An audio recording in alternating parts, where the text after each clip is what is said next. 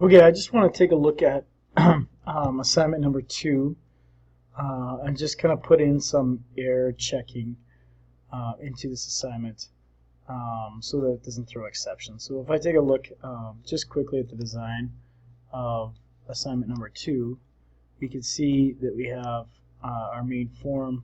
We have 4 text boxes here, and then we have a 5th text box where we can enter in numbers. We can only really enter in numbers from 0 to 2, or else it's going to throw an exception.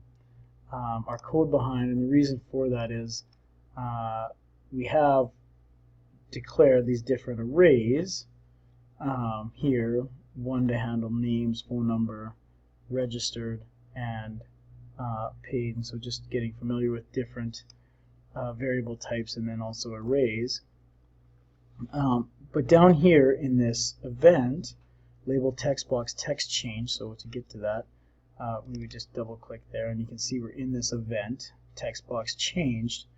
What we have here is we have an index that's declared, and then if you take a look at that index is going to pull from label text box text. But the issue that we have there is we could have a parsing error here in the fact that it's possible that we enter in a blank, or possible we enter in a letter, and then there's no way that we're going to be able to turn a letter or a blank space into an integer.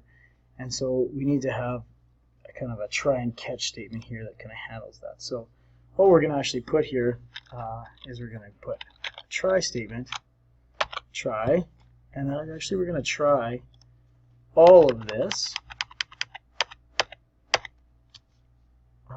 section of code. And then if, though, we throw an exception, we're going to use a catch. And actually, in this case, if it throws an exception, I don't want it to do anything. Do nothing. So we're going to put our code that we had in this event inside this try catch statement. Just so, and what a catch does is if we're going to throw an error or an exception,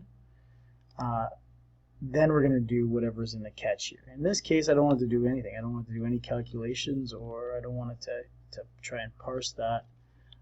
So in this case, I want it to do nothing if it can't do what I want it to do. But there is another problem that we have here in the fact that our array only has 0, 1, and 2. So it's only a length of 3.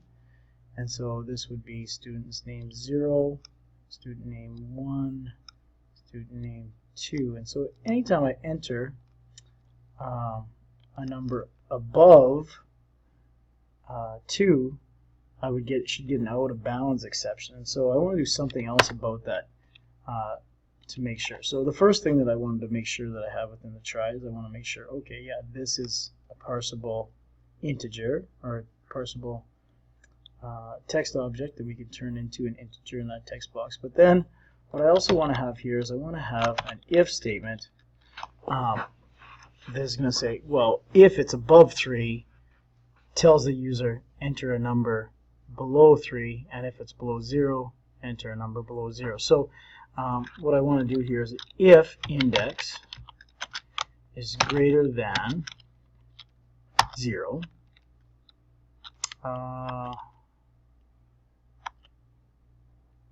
actually, if it's greater than or equal to 0, and index is less than 3, we want to do this bit of code here. Right? Or else we want to tell the user that they have entered a number that's too high. So I'm just going to tab this over so we can kind of read this a little bit easier.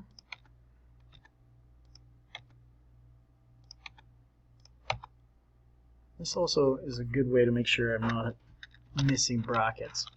In Windows, it's very easy to do a message box. So if they enter a number that's too high or too low. messagebox.show, and we're just going to put please enter a number between 0 and 2, and that should tell our user, okay, if I've entered a number that's too high, it's going to give us a number, or it's going to give this message box, it's going to tell us to enter a better number. Okay, so we have a try and catch statement that's going to kind of deal with the fact that if I enter something that it can't parse, that's what we're going to do. And then I have this if-else statement to deal with an out-of-range exception that could happen if I enter a number that's not between 0 and 2. And so now if I run my application, I should see now if I enter the number 3, please enter a number between 0 and 2. And I can also see that if I enter a letter or some kind of word here, it's not going to throw an exception there any longer. I enter 2, it's working. I enter 1, it's working. I enter 0, it's working. I enter 9, okay, please enter a number between 0 and 2. And so it tells the user exactly what to do. So that's just some kind of added error checking that we've added to our application so that we can deal with possible exceptions that could be thrown in this example. Of course, in my previous video, I only entered one number, so no exceptions were thrown. But this should kind of, adding this to your code should kind of make that so that it's more usable and that we're not throwing exceptions. Talk to you next time.